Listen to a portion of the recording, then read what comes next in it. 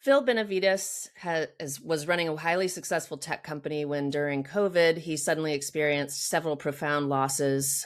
When burnout set in, he sold his shares of the company and walked away. And the journey that followed led him to create a new tech startup that focuses on end-of-life care for pets and offers peer support to their owners. I'm excited to introduce you to the incredibly warm and innovative Phil Benavides. Phil, thank you for being with us on the Dine and No More podcast. Hey, great. Thank you so much for having me. And you nailed my last name, by the way. Got it? All right. So you're an entrepreneur and you made a pretty dramatic pivot during COVID when you walked away from your tech startup and you became a certified death doula, funeral celebrant, and grief counselor. That's a pretty significant shift. Tell us what happened. Yeah. I did run a tech company. I had about 200 employees.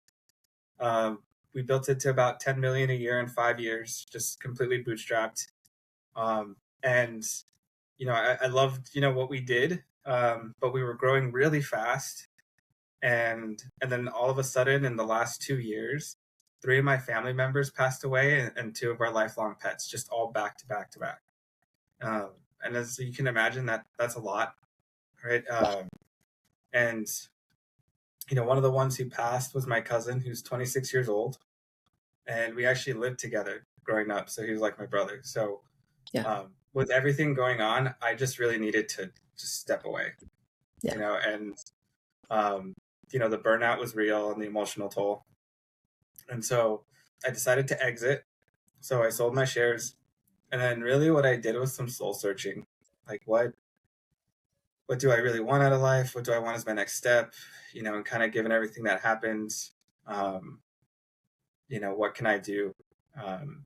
And so a few things happened. And so first is, after my family passed, my uncle, even though I was in pain, he had to bury his son. And what do you tell a person that's been through that? And so I started researching how to help someone grieving, what to say, what not to say. And I learned like a lot of the things that we're taught or we think we should say, based on what we see on TV or what we read in an article quickly, is not always the best thing to say to someone that's grieving. And I learned that because, death and grief is kind of a scary thought for a lot of humans, that we tend to avoid learning more about it. And in turn, that hurts us helping each other and helping ourselves process it. Right. And so that moment was like the aha moment for me, that I realized that there's a lot of humans who need help with this, and there's not enough people out there that are able to like educate, support folks when they need it. And I felt like that could be my calling, like my passion. So while I went back to grad school, which was another goal of mine, I went and started death doula training with Anelda. I also became a certified funeral celebrant. And then I have a pet grief counseling certification from Two Hearts Pet Loss, Colleen Ellis. Mm-hmm. And so it was not just, that own loss for me. But what I really should mention is that while I was going through this process and I was back in grad school, I also met the love of my life, who we officially are married as of a couple weeks ago. Congrats. Thank you very much. And she's a veterinarian, so she was in vet school while we met.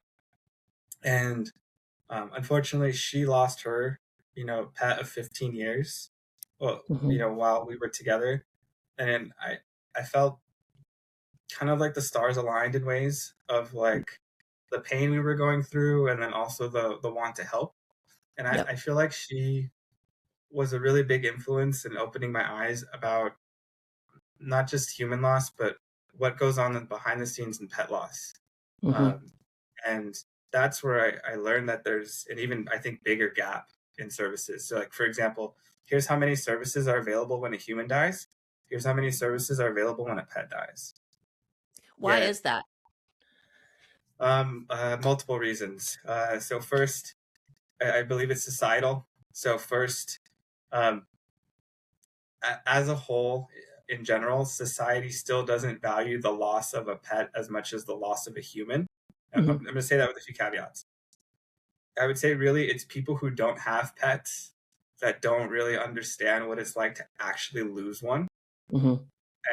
And also like it's also hard for us to feel um like if we haven't like if you came from a certain generation, or you came from, like, for example, my family's Mexican, and they Hmm. came, we immigrated from like Mexican farms, right, where animals were working animals. Right. Right? And if you have that mentality that they're meant to be outside and used for, that service, then you don't view them as like a companion as much as other humans would. Right. Right. Right. And so there's a little bit of detachment there. And so that's still a part of, I think, a lot of populations. Yeah. Um, right. And so the other piece is when we lose a pet, it's hard um, for us to talk about it. For example, um, when a pet passes away, people don't feel like they can bring it up as much or as easily as if Hmm. a human died. And there is a lot of data out there. Like, we scanned, I think, like 500 million impressions off like Reddit, TikTok, on like what the top topics people were that talked about. And the Hmm. number one was a feeling of loneliness, and then followed by guilt of like, Yeah. because what happens is, whether it's pet or human, I think on average, I think it's like 3 weeks or so. But after someone passes away, um, people, talk about it, they're grieving, but Right. then after a few weeks, they hide their grief because they start to see the look in a friend or family's eyes where they, are uncomfortable in the conversation, or They and just they feel don't like they're want to. wearing people out. Yeah, exactly. Yeah. They're Yeah. I don't want to be the Debbie Downer, right? Even though that pain is still very much there, Right. right? And so that's when grief becomes disenfranchised, right? And that's I'd say the defining word for what pet loss really is. Because Yeah. if we struggle to do that just with humans, imagine now doing that for a pet, Right. right? Right. And so I think there's like another stat out there that says like 70% of people will still say, "Oh, don't worry, it's just a dog." Yeah. Which, like, if anyone on who's a dog, who's an animal lover, if anyone ever told that to you after your pet passed, I was gonna say, if you've ever lost, like we during early in the pandemic, we lost who was very much my dog. Like, this was my dog, and we lost her, and it was like, if you've ever experienced that, then you what you're saying when people say, oh, it's just a dog, like that. No, not even close. Like, no, it's my no, dog. Yeah. yeah, exactly. And so here's, like, I think another perspective, I think too, that kind of helps, like, now envision what the world is like today and how we feel about our animals. Yeah. So in the US, right, so millennials and Gen Z going down, right, we are far less likely to have kids than the Mm. previous generation. Hmm. And so a lot of millennials and Gen Zers are choosing to have pets instead of kids, right? Hmm. So, like, pets are the new kids, plants are the new pets, right? And so um, for and I'll include myself in this. So so even though I have like lost like our family pets, but Right. there's a whole group of humans out here who are not having kids, have got their pet, and their pets have now aged into their first pet passing away, Right. and they have no idea what to expect, like the type of pain that they're going to go through, like Right. how to help themselves. And I think there's this whole generation of like pet and animal lovers, right? Like, more of us adopt, then that also means more people are going to feel the pain of a loss, like when it Right. happens. And right now, I think the like death rate for pets is like 3 times higher than humans, Mm. right? So like Hmm. right now in the U.S., on average, 3 million humans die a year. But on pet side, it ranges, but it's estimated 6 million to high as 14 million pets die Wow. a year. Yeah, Wow. That's a lot. Yeah. So one of the things when you and I first spoke, was that one of the top questions people have for their vets is, when is the right time to start thinking about end of life care? Or when should we start having the conversation, my pet's getting older or showing signs of kind of decline. So what's the answer to that? Yeah. Um, so there's kind of two. I think I look at that two ways. So one, I think we have to acknowledge that um, what people are. So the number one question actually asked when it comes to end of life is, when is the right time? Like as you just stated. Mm-hmm. Sometimes what people are really looking for is just someone to validate or tell them that this is the right time, Mm-hmm. right? Like, because making that decision and feeling like, did I do this too soon? Did I not? Could I have done something differently? Creates this like guilt and like major kind of pain. Yeah. Um, and so that's actually the biggest difference between human loss and pet loss, is that with pets you actively have a decision in choosing Yeah. euthanasia, and because of that it adds this extra layer of guilt that you don't have necessarily with a human loss. Mm-hmm. So the number one tool for veterinarians to help you make that decision is called a quality of life tracker. Right? And what that is a series of questions to see how your pet is doing. Like, what is their quality of life? Like, Mm-hmm. how are they eating? How are they drinking? Are they sleeping well? Are they being lethargic? Do they have any energy? And so the idea is that if your dog or pet starts to have more bad days than good days, Mm-hmm. it's time to consider euthanasia and speaking with your vet. Okay. Because you don't want the animal to suffer. Yeah. And um, pets have a higher pain tolerance, or a high pain tolerance. And so they may be in a lot of pain. They just may not be showing it.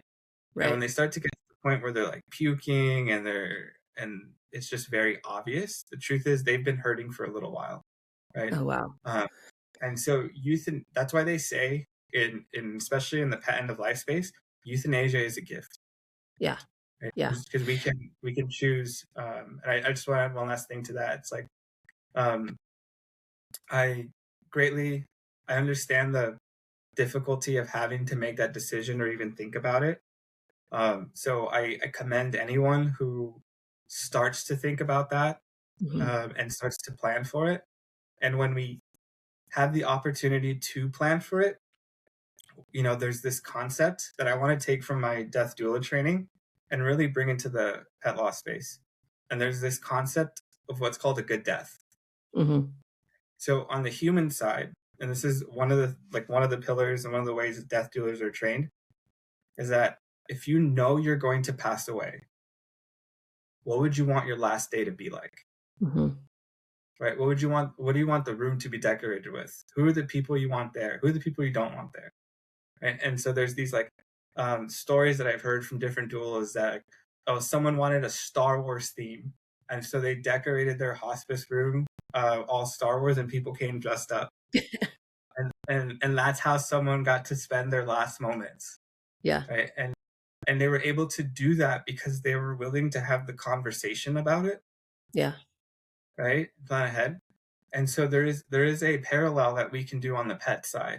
And so I Yeah. think some of the most beautiful things that I've heard, and they're simple too, is like, if you know that your pet's condition is falling, they give them like the best day, the best week they've ever had, all the chocolate they could eat. They bring all their favorite toys and music, like just bringing your pet's like favorite toys and everything like along with them. Mm-hmm. Having them in the room, um, makes that pet, like, again, as comfortable as possible, Yeah. right? Yeah. And just by a little bit of proactive thinking, you could feel better knowing that you made your pet's last moments as best as possible. Mm-hmm. And that helps address the guilt, which Yeah. again is like a major, you know, problem we see. Yeah.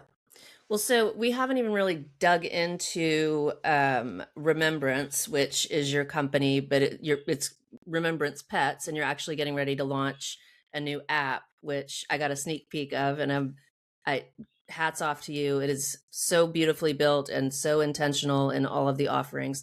Tell us about the app. Tell us about what went into that, and kind of how it functions. Yeah, yeah, absolutely. Okay, so um, I'd say we've been working on this for the better part of, well, like 5 years, but really, we've had a lot of trial and error over the last 3 years. Hmm. Of like what tools would best help people. Um, and so, we came to like this grand realization and this, I would say epiphany, but um, when you look at what actually helps humans process grief, okay, Hmm. there's a lot of misconceptions out there, or what, like I said, people think may help. So, for example, um, articles and PDFs and guides. Okay, so if you when you look at grief resources, that's the number one type of resource that's available, Hmm. right? Um, but there isn't any conclusive data out there that I'm aware of that articles help you actually process your grief. Like, Right. yes, they can provide information, right? And that may lead to some type of self reflection, but it's that self reflection and discussing it that's the most helpful part of it. Okay. Um, but in terms of what's actually shown to help people, the number one way is by talking to somebody else who acknowledges and validates your grief. Hmm. So, again, you could read articles to your heart's content, but when you have a conversation with someone and says, "Oh, I'm so sorry, for your loss for Sarge. Uh, I can't to know exactly what you're going through. I know when I lost my dog, it was the hardest feeling I'd ever been through. Just know that I'm here and I get it, as best I can." And just someone saying that my pet's life was also meaningful and Hmm. that my pain is valid, that moment made that person feel better. Hmm. Right? And so originally we started out building these digital memorials, but what that evolved to was us creating peer pet loss support, where anyone who's lost a pet can easily find and talk to somebody else who's lost a pet. And so by partnering with veterinarians, pet cremation companies, and just other providers in the pet loss space, we found a way to make it free for anyone with a pet. That's Um, amazing. yeah, we're really excited about that. And I think that was a big part of this too, is figuring out the best model that we can Yeah. make sure reaches, like, people get the support they need, and then, Yeah. um, you know, helps It's like everybody. it's like free therapy almost. I mean, it's almost better than therapy because you are connecting with somebody who does understand, and you can even actually, I think you showed me, like you can get as micro as lining up with somebody whose pet died of exactly the same thing that your pet died of, right? Right. Yeah. So actually, so interesting you bring that up. So, like, the when you look at, like, what do people do when their pet starts to get sick, right, Yeah. or maybe on decline?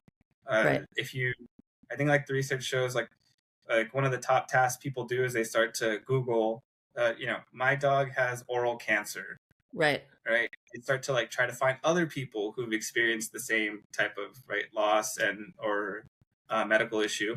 Right. Um, the other thing that's, I'd say, different about peer support. So just, technically we really have to say that it's not therapy, right? It's not Right. counseling, but Right. right, it is a community of people supporting each other. And here's, I think, the biggest difference and why we're going all in on this. If I'm being honest, just um, and how we really think it'll benefit, like, this group of humans. So when it comes to grief and Hmm. seeking any type of support for it, there's a couple of natural problems that are happening right now with how normal therapy works. Okay, Right. so first, is, so grief happens in the moment, right? It could be 4 a.m. on a Saturday, or you're in your bed, it's 10:30 at night, and you're doom scrolling, but you're also, you're thinking about your pet, maybe scrolling through their photos. Okay. Mm-hmm. So grief can strike at any time.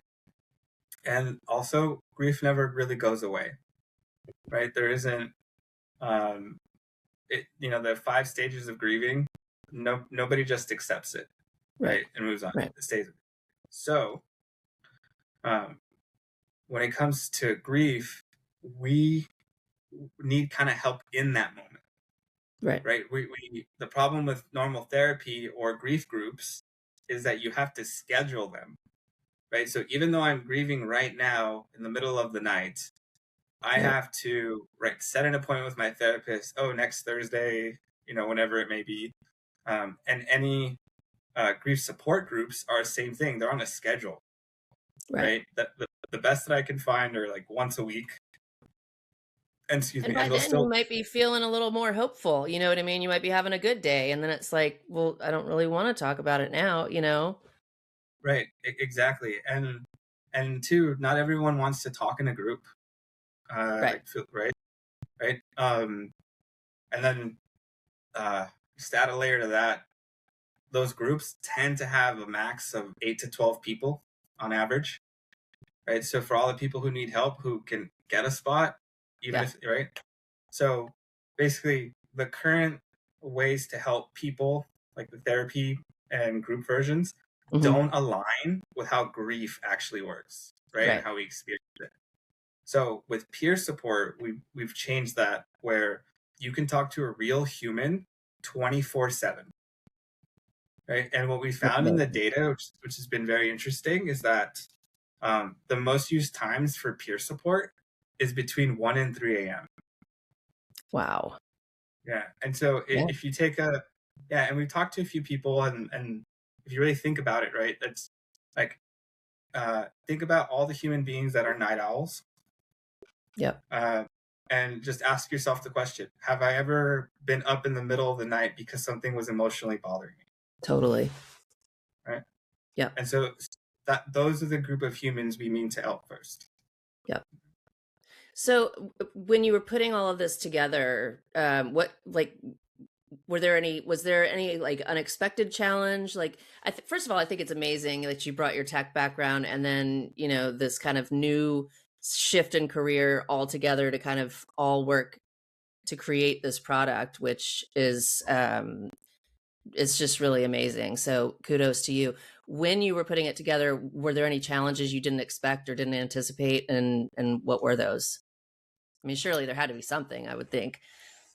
Yeah, I mean, I'd say there was like different types of challenges, like from the tech point, and then I would say collaborating and distributing is the biggest challenge. So, okay, so what I mean by that is, how do you get this into the hands of people who need the help, right? So veterinarians are the number one source for information when someone's dealing with a pet crisis, pet loss, right? Those discussions.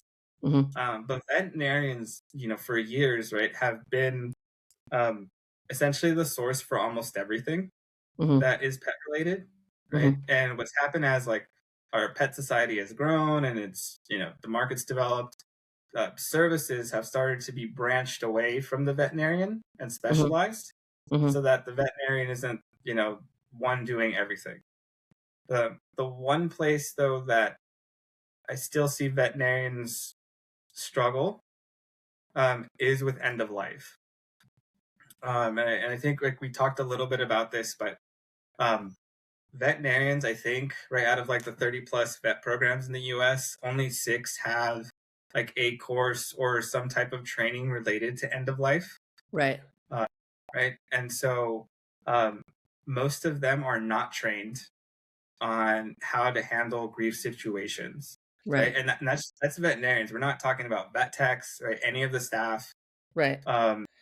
I right? also And so, I also related to that, excuse me for interrupting. There is a statistic that I interviewed a veterinarian for an article 5 to 6 7 years ago, and she blew my mind when she said that veterinarians are like, if not the first, but one of the first largest groups with the highest suicide rates.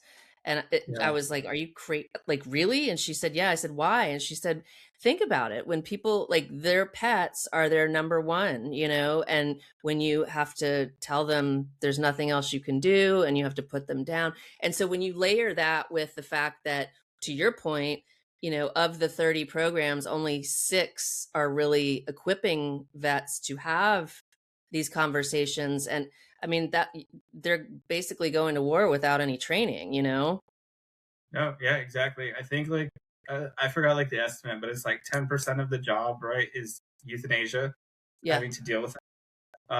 And kind of like right on to your point, it's uh, they. I feel bad for them, and I see it also every day because my wife is a Yeah. veterinarian. Yeah.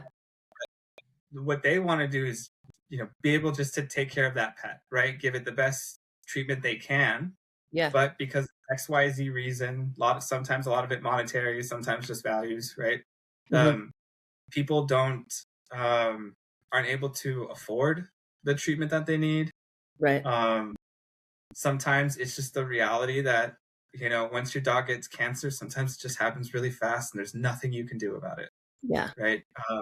And um, it's that feeling of being powerless to be able to help. And these are Hmm. human beings that love animals, Yeah. right? And so Yeah. to come into the reality of having to be in this profession where they think I get to help more animals, but they see the system that they work in fail them in their Hmm. ability to allow them to be able to actually care, they take on that guilt, just as Totally. much as the owner does. And I I, I understand some owners get upset sometimes at their vets, thinking more could have been done. I see the same parallel in humans when your loved one dies at the hospital and they get upset and they may blame the doctors, right? Right. I- and I and I know sometimes things like that do exist and happen. I acknowledge that. Um, I do feel that some of that animosity does come from just it being such a deep emotional state and being very upset. Hmm. Um, and as veterinarians, they have to keep calm and professional as best they can. Yeah. And even on surface level, try to make it seem like they're not as um, like distraught about it as well, because they don't want the parent to be more upset. But they care so much, Yeah. and it hurts them, and that's one of the big contributing factors, I think, to that suicide, Yeah. step. So, when is the app launching? So officially next week, we have our first pilots running with a few folks. I'm not ready to announce names on that, Okay. but we've actually had our first demo already. That's going to be the first mobile vet on here, Okay. and then we have a couple of pet cremation companies that are also going to be launching with us. Hmm. We're really excited, and so like what we're already doing is we've already helped over 10,000 pets and their families, so forth, and that's because we already work with a handful of pet cremation companies. Yeah. Some very grateful big folks in the space, and so we're now going to be adding our peer support Yep. to what they offer. And again, it Okay. won't come at any cost to the family. To them, it's just providing better aftercare and quality of support, Okay. plus a few additional things. What sort of feedback have you gotten so far? Not pretty good. Yeah. So yeah. So when it comes to that quality of life tracker, the number one used quality of life tracker is the one by Lap of Love, Yep. which is essentially a form you fill out on their website. Yep. Okay. Um, besides that, it's mostly just PDFs. So if you go to Google Quality of Life Tracker, you look at the top 10 websites on Google or even on ChatGPT, a Yeah. lot of them are going to recommend this PDF that you print out, have to fill out, and so forth, right? Yep. So what we built was a quality of life tracker that lets you track it over time. So you can see a monthly calendar Yep. of all those results. You can click in, see notes, see photos of the pet. And then what we added on here to make this like a really useful tool is we gave your vets access to it. So as a vet, I can just log in and I can see your quality of life results daily. I can see the photos of the pet, any notes you added. So the family the family actually has to do a lot less. They still answer the same questions, but their vet already has all the info there. And so they can, reach out proactively, or just, again, provide any support that's needed. That's amazing. Well, I am so excited for you, and I am so thankful to have not only met you, but to be able to share your brainchild with my listeners. I will drop links into show notes. And Phil, I just can't thank you enough for your time today, and good luck with the launch. I'm so excited for you, and I'm so thankful for all the work that you're doing. Thank you so much, Ashley. I really appreciate you having me on here. I'm very grateful. Awesome. If you like this episode of Dying to Know More, be sure to like and subscribe to never miss another episode.